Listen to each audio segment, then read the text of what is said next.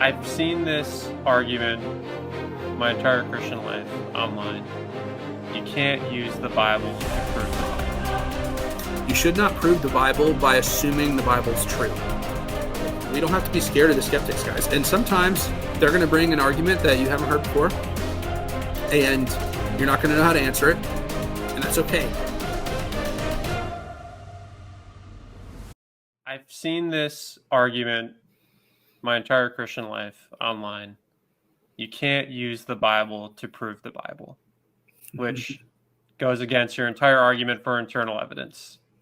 Oh, yeah. What do you say to refute that? I love this question because I agree with it in a certain, in a very specific meaning. So here's what I mean by that. You should not prove the Bible by assuming the Bible's true. Okay. Like, none of my arguments assume that the Bible is the Word of God. That's very important to understand. So for my arguments, like unexplained delusions, I'm not assuming the Bible is the Word of God. I'm just showing you, like, hey, this is not how fiction writers write. This is way more plausible that it's just guys telling you what happened. Or like undesigned coincidences. I'm not assuming the Bible is the Word of God. I'm showing you, like, hey, these guys are corroborating details in other Gospels. That seems way more likely if this is eyewitness testimony. Like, any other hypothesis can't explain that. Or artless similarities. The characters are very consistent across multiple different episodes in multiple different contexts by independent authors. That's best explained by the fact that they're referring to real people with these real personalities. This is not assuming the Bible is the Word of God. And so Paley, and that's why I love the Palean arguments, he's using the Bible to prove the Bible, but not in a sense that he's assuming the Bible's true, because that's just circular reasoning, right? That's begging the question. We should not do that. I agree. Christians should not reason in a circle. I should not say, of course Jesus is God. Have you read John chapter 1? Like, it's obvious, like, unless you're talking to a Christian, right? If you're talking to someone who's like a Christian, but they're like, I don't know if Jesus is God, then okay, let's assume the Bible's true and let's read it, right? But if you're talking to an atheist, don't do that, right? And that's why I love, again, this book by Lacona for the Resurrection. They do not assume the Bible is the Word of God. This whole argument is like, we're not assuming the Bible is the Word of God. Here's a case for the resurrection without assuming that. And they give you the minimal facts. They give you facts that even atheist historians and skeptics and scholars will admit is true. And they take the facts that even skeptics and atheists will agree with, and then they'll make a case for the resurrection based only on those facts. And it's like, okay, it's like, even if you just look at atheist scholars, I can still give you a case for the resurrection. Like, that's basically what they're saying. And so all that to say, well, I should be a little bit more careful with the way I say that, because they do ask Christian scholars too. So they're basically saying, if you ask all scholars, atheists, skeptics, Christians, all scholars of all stripes, Jewish, Muslim, whatever, that are New Testament scholars, these are the facts that have over 90% checks, like, yeah, that happened. And then they build a case for the resurrection based on just those facts. So that's a more like detailed way of saying their argument. But all that to say, they're not assuming the Bible is the Word of God. And so in a very particular sense, yeah, we should not use the Bible to prove the Bible. And what I mean by that is, do not assume the Bible's true to prove that the Bible's true. That's circular reasoning. However, if you look at Paley's arguments, if you look at Lacona's arguments and Gary Habermas's arguments, and you say, okay, what can we get from the Bible without assuming it's the Word of God? And then let's build a case from there. You can use the Bible to prove the Bible. And again, I mean, like we said with the prophecies in the Old Testament, like, we see there's this prophecy in the Old Testament, and then we notice again there's the Dead Sea Scrolls that have the great Isaiah scroll. We can prove from the Bible, okay, that's a prophecy, right? But I don't do that by assuming that it's prophecy and then assuming that it was the Word of God from the beginning. We do this by pointing to something outside of it, like, hey, this archaeological discovery shows me that this prediction was made before Jesus' life. Now I can say it's a prophecy. I didn't assume it was a prophecy. I showed you it was. So that's how we should approach this. I guess I do have one more question going off of that. Sure. You brought it to my mind. This is something that I've seen a lot of people bring up against people like Inspiring Philosophy, who use a lot of secular like findings and arguments to build a case for the resurrection or for Christ, or just the Bible. They bring up the fact that all of these secularists who we use their evidence, evidence of them, they don't agree with our conclusion. Is there a way to answer that? Yeah, absolutely.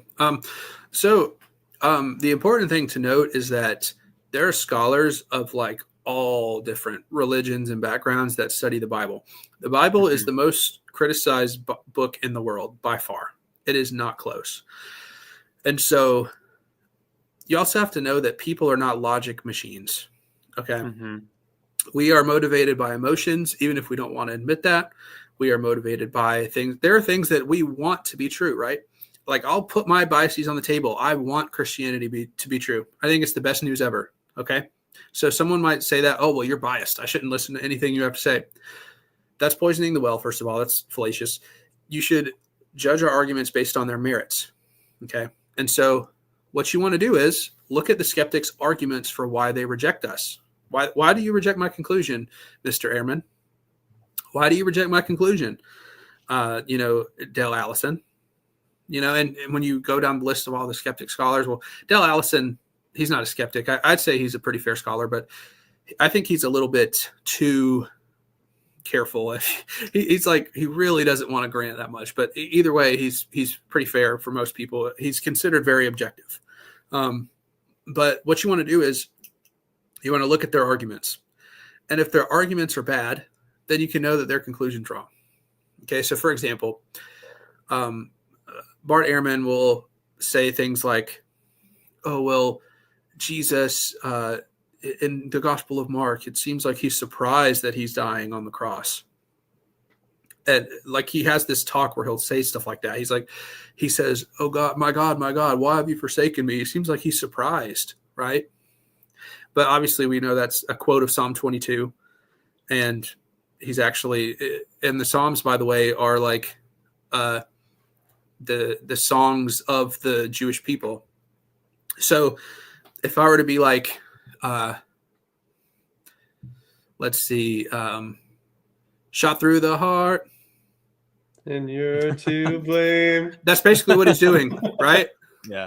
He's doing that with the Psalms. Like he's saying, my God, why have you forsaken me? The Jews around him would have immediately thought, oh, that's Psalm 22.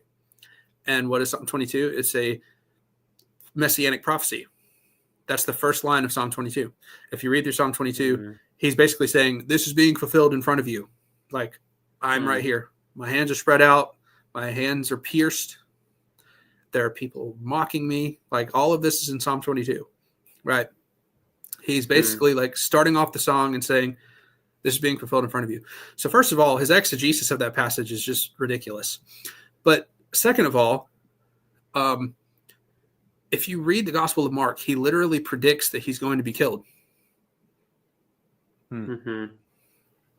Like, he's not surprised at all.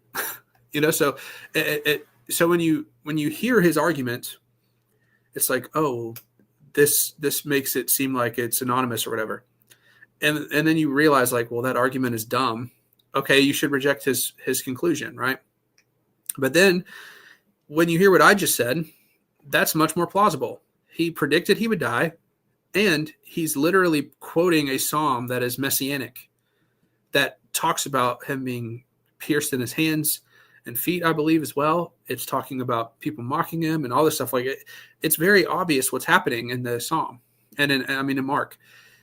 And so I think what we have to do is we have to analyze the reasons that are given to see the conclusion we come to, because there are scholars, like I said, of every belief system. And so if someone says, oh, well, atheist scholars disagree with you, so Christian scholars agree with me.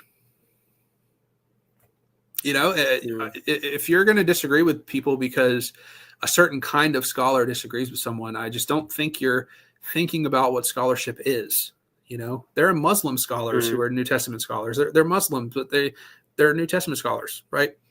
It's like, I don't know how, but they are. And they have specific readings they're looking for and their conclusions they come to, and that's just the way it is. So, and I do want to say this too. Scholars are not like infallible arbiters of truth. I have heard some of the most ridiculous arguments in my entire life from scholars. Like, genuinely. And I don't mean to be insulting, but I can't think of a nice way to say it. Some of the dumbest things I've ever heard have come out of the mouths of scholars, and it just needs to be said.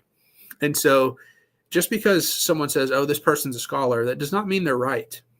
And so we have to, and again, there is great scholarship out there. I mean, you see the scholarly works behind me. There is good scholarship out there. I'm not mocking all scholars. I think, like I said, Michael Lacona's newest book, Jesus Contradicted, some of the best work I've read in a long time. It's amazing stuff. But again, some stuff I hear from scholars, it's like, what are you even saying, man? Like, he's surprised he's being crucified. Like, really, Bart? Like, seriously, it's not serious. It's not serious. And so that's another thing to say is, like, don't be intimidated by the word scholar, because there are scholars that disagree with Bart Ehrman. There are scholars that think his arguments are ridiculous. Like, I'm not a scholar, but I think his arguments are ridiculous, you know? And a lot of times they'll create contradictions out of thin air. It's like, I don't know why atheists don't believe in creation ex nihilo, because they do it all the time with contradictions. It's like they create contradictions ex nihilo. It's crazy to me. And that means out of nothing, by the way. So they invent contradictions out of text that it's just like, what are you saying, dude? Like, I watched a video by Apologetics recently where he was talking about the letters of Paul. And he was saying that in one of his letters, he talks about the church in one way. And then in this letter, he talks about the church in another way. And then you read the two verses and it's like, those statements don't contradict at all. Like, in one sentence, he's saying, like, you know, listen to your elders. And then in another sense, he's saying, like, gather with your congregation. And it's like, how is that contradictions, dude? It just doesn't make any sense. So, like, always test their claims. Like, that's the number one thing is, like, I believe God providentially made the world in such a way where truth has substance behind it and lies do not. And I really think that this is just at the core of my epistemology. It's like, truth always has substance behind it and lies don't. So whenever you're hearing someone come at a conclusion, if their conclusion is false, their arguments will always be bad. There will always be some sort of fallacy in there. There's always going to be some sort of maneuver they're pulling, some sort of sleight of hand. And they might not even be doing it intentionally. Like, they might actually believe what they're saying, but there is something going on that is false. And there's ultimately, it's empty. It's privation. It's just nothingness.